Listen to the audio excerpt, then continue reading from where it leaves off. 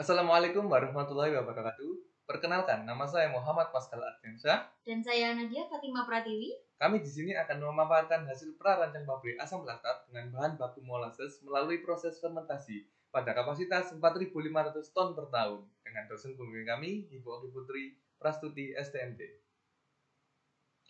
Berikut merupakan topik pembahasan yang akan kami paparkan. Di antaranya ada 1. Pendahuluan, 2. Uraian proses, 3. Dasar perancangan, 4. Neraca massa dan neraca energi, 5. Spesifikasi alat, 6. Tata letak pabrik, 7. Struktur organisasi, dan 8. Analisa ekonomi. Latar belakang dari pembangunan pabrik kami diantaranya adalah Indonesia merupakan negara yang mempunyai banyak sekali pabrik gula yang tersebar di seluruh pulau besar di Indonesia. Seperti Pulau Sumatera mempunyai 5 pabrik gula yang masih aktif. Di Pulau Jawa terdapat 32 pabrik gula yang masih aktif. Di Pulau Kalimantan, PT HSI akan merencanakan pembangunan pabrik gula dengan kapasitas 10.000 ton can per day. Di Sulawesi terdapat 3 pabrik gula yang masih aktif.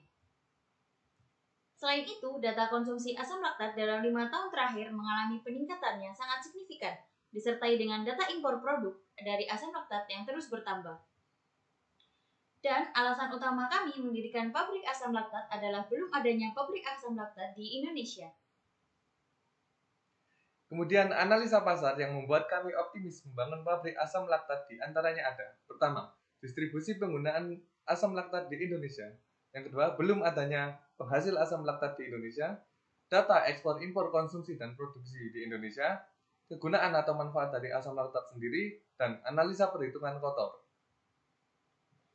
Nah, berikut merupakan data impor dari asam laktat ke Indonesia. Dapat dilihat bahwa selama 5 tahun ke belakang impor asam laktat cenderung naik. Selain itu, dapat dilihat di grafik sebelah kanan bahwa ekspor asam laktat sangat sedikit. Selanjutnya adalah data konsumsi asam laktat di Indonesia cenderung naik pada 5 tahun ke belakang. Nah, berikut merupakan beberapa kegunaan dari produk yang kami hasilkan, yakni diantaranya pada bidang kosmetik, makanan, kimia, dan juga di bidang farmasi. Berikut adalah cara untuk menentukan kapasitas produksi dalam kurun waktu 1 tahun. Diketahui ada beberapa data impor, ekspor, produksi, dan konsumsi, sehingga dengan menggunakan rumus yang tertera, didapatkan kapasitas pabrik sebesar 4.500 ton per tahun. Selanjutnya yakni perhitungan harga bahan baku. Didapatkan total harga bahan baku sebesar 268 miliar rupiah dengan perbandingan harga produk yang kami hasilkan sebesar 500 miliar rupiah. Sehingga didapatkan analisa keuntungan kotor dari total penjualan sebesar 2 triliun, biaya bahan baku sebesar 1 triliun, dan keuntungan kotor sebesar 2 triliun, maka kami mendapatkan margin keuntungan kotor sebesar 44% dari standar 30%. Sehingga pabrik kami dikatakan layak menurut analisa keuntungan kotor. Kemudian pertimbangan proses yang akan kami gunakan yaitu dengan proses fermentasi dan dengan proses sintesis. Dari pertimbangan dua proses yang digunakan, kami menilai beberapa aspek yang menjadi pertimbangan pemilihan proses produksi pabrik kami. Dari beberapa pertimbangan tersebut, kami memilih proses fermentasi dengan memperhatikan beberapa aspek yang tertera, dan proses fermentasi mendapatkan nilai lebih tinggi daripada proses sintesis. Berikut adalah proses flow diagram dari pabrik kami. Bermula dari bahan baku molasses, dilakukan proses hidrolisis sehingga memecah sukrosa dalam molasses, yang kemudian dilakukan proses fermentasi untuk membentuk laktat, dan dilakukan beberapa proses pemurnian untuk mendapatkan produk asam laktat. Rencana produk dari pabrik kami akan ditampilkan dua produk, berupa produk cair dan juga produk padat. Dalam proses persiapan bahan baku melibatkan beberapa alat yakni storage molasses, reaktor hidrolisis, dan juga culture tank. Dalam proses fermentasi melibatkan beberapa alat yakni fermentor, storage fermentasi, rotary vacuum filter, purifier tank, filter press, dan evaporator single effect. Sedangkan dalam proses pengasaman melibatkan alat acidifier dan juga rotary vacuum filter. Dalam proses pemurnian melibatkan alat purifier tank, filter press, dan evaporator double effect. 70% output dari evaporator akan langsung masuk ke dalam storage sebagai produk asam laktat cair, sedangkan 30%-nya lanjut ke proses kristalisasi.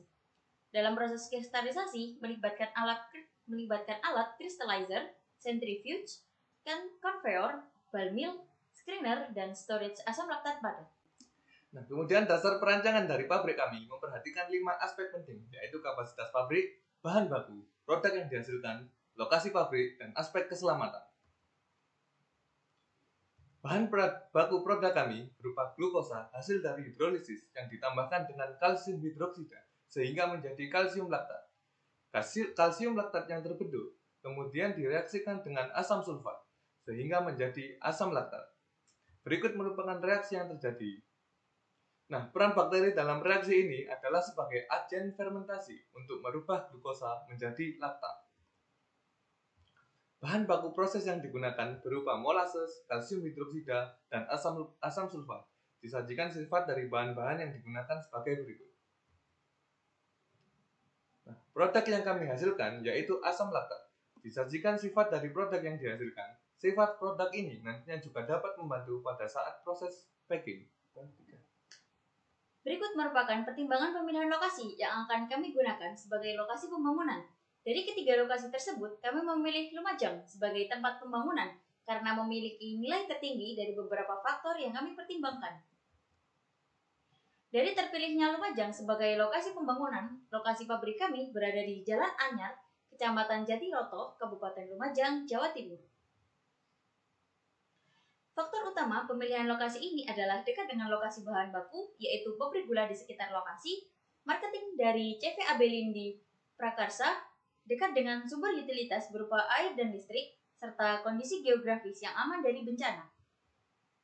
Selain faktor umum, terdapat juga faktor khusus pemilihan lokasi antara lain UMR yang relatif rendah sekitar 2 juta, memiliki jalur darat yang luas, harga tanah yang relatif murah, dan mengurangi pengangguran di daerah sekitar pabrik.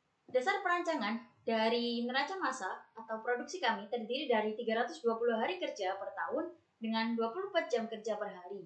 Maka akan menghasilkan produk 14.000 kg per hari dengan pembagian produk cair sebesar 9.000 kg per hari dan produk padat sebesar 4.000 kg per hari. Nah, berikut merupakan blok diagram dari neraca massa overall, terdiri dari 5 proses inti, mulai dari proses persiapan bahan baku hingga proses kristalisasi. Disajikan tabel neraca massa overall, didapatkan dari stream yang masuk dan keluar, dan mendapatkan hasil balance. Berikut merupakan dasar perancangan neraca energi kami dengan kapasitas produksi 4.500 ton per tahun, waktu operasi 320 hari, basis perhitungan 1 hari operasi, dan temperatur referensi sebesar 25 derajat Celcius. Disajikan tabel neraca energi overall, didapatkan nilai inlet dan outlet sebesar 7 juta kilojoule. Utilitas yang kami gunakan terdiri dari air, listrik, dan juga steam. Berikut adalah kebutuhan air di pabrik kami, terdiri dari air sanitasi, air proses, dan air open boiler. Didapatkan hasil air sungai yang dibutuhkan per hari sebesar 67.000 meter kubik. Selanjutnya yakni kebutuhan steam pada pabrik asam laktat. Didapatkan total steam untuk proses sebesar 12.000 kg per hari. Nah, selanjutnya yakni kebutuhan listrik dari unit proses, unit penerangan, dan unit pompa proses, serta utilitas. Selanjutnya, yakni instrumentasi pada alat proses. Pada reaktor hidrolisis, instrumentasi yang digunakan yakni temperatur kontrol dan level indikator. Pada culture tank, instrumentasi yang digunakan yakni flow control, level indikator, dan temperatur control. Untuk unit fermentor, instrumentasi yang digunakan yakni level indikator, flow control, dan temperatur control. Dan untuk unit evaporator, instrumentasi yang digunakan yakni pressure control dan temperatur control. Dalam unit acidifier, instrumentasi yang digunakan yaitu level control. Dalam double effect evaporator, kami menambahkan temperatur dan pressure control. Selanjutnya yakni spesifikasi peralatan. Pada unit reaktor, dengan contoh reaktor hidrolisis, kami menggunakan material carbon steel SA212 grade A dengan tinggi 140 inch serta diameter 72 inch. Untuk unit pemisah atau spek evaporator double effect dapat dilihat kami menggunakan bahan SA240 grade M tipe 316 di kedua evaporator dengan kapasitas 60.000 pound per hari. Selanjutnya untuk unit pencampuran dengan unit fermentasi, kami menggunakan bahan carbon steel SA212 grade A dengan kapasitas 300 feet cubic. Selanjutnya yakni spesifikasi unit pemindah. Yang pertama adalah pompa dengan kode alat L414 tipe pompa sentrifugal dengan material komersial steel dan daya sebesar 0,4 kW. Yang kedua yakni pipa. Disajikan data dimensi pipa dan laju alir dari pipa dengan total panjang pipa yang dibutuhkan sebesar 86 meter. Unit pemindah ketiga yakni konveyor dengan menggunakan jenis belt konveyor dengan kapasitas 4.218 kg per hari. Selanjutnya yakni unit penyimpanan dengan menggunakan bahan SA240 grade M dengan kapasitas 10.000 kg. Untuk tata letak area perkantoran pabrik kami, gunakan sedemikian rupa karena pertimbangan arah upwind yang berasal dari arah timur laut, sehingga apabila terjadi kebakaran di area proses, maka api tidak akan menyambar ke area perkantoran. Kemudian ini untuk area tata letak proses, terdapat 5 proses utama, yaitu proses penyiapan bahan baku, yang kedua proses fermentasi, yang ketiga proses pengasaman, proses pemurnian, dan terakhir proses kristalisasi. Berikut merupakan struktur organisasi dari pabrik asam pabrik kami dengan menggunakan prinsip line and staff. Selanjutnya, nama dari perusahaan kami adalah PT Indo Lactate Company yang berbentuk perseroan terbatas menggunakan sistem organisasi line and staff yang beroperasi selama 320 hari per tahun dengan jumlah karyawan sebanyak 112 orang. Selanjutnya yakni analisa ekonomi. Yang pertama, dapatkan nilai TCI atau Total Capital Investment yang terdiri dari direct cost sebesar 106 miliar, indirect cost sebesar 37 miliar, modal kerja sebesar 29 miliar, dan fixed capital investment sebesar 177 miliar. Selanjutnya, dapatkan nilai TPC sebesar 496 miliar.